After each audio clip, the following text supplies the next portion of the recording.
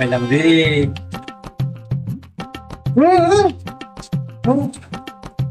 তুই মুখ আঙুলে মেরেছ তিলটা লাগি। বল দিয়েছে। ওই না 50 লাগাও। তুই কত আগে বিদাস না হতে পার 50 করাইলে। তুই তো কাটি করে নিয়ে তার খেলি।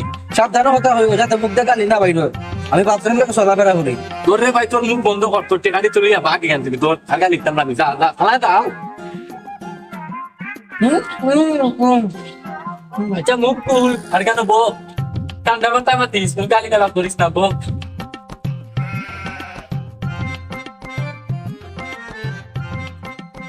না রে, আমি মানতাম না। মাত্রে খালি মুখ দিয়ে গাইল বের হয়। মানুষ অভ্যাসের দাস। মারতে মারতে মুখ রেলে আমি বাপ বানাইছি, মাত্রে খালি মুখ দিয়ে গাইল বের হয়। ওই রে আগে আমিও উস্তা গেছিলাম, খাইয়া এখন একটা গাই দিলাম 200 টাকা জরিমানা গেছে কি, আর এখন এখানে দিলাম 50, মোট আমার 250 টাকা গেছে কি। ওই রে, আমি খিতাতে করতাম। বসটা আমরা কিনে আনতে ছাড়তাম। খালি মাত্রে মুখ দিয়ে গাইল বের হয়। আমরা এক কাম করি, আপনার গুরু দেখতে দিলে ওই গামাতে পারতাম। 1 লাখ গাইল দিলে খুচুর হওয়া লাগে, তাই আমরা গামা পাতাই। ওই রে বাবা একটা মনে কথা মনে করছো, এটা যদি হয় তাইলে আর আমরা গাই মনে হইতো না। দেখেন বইয়ে কিতা করতেন। ওই চল উঠ উঠ, উঠ আয় আয়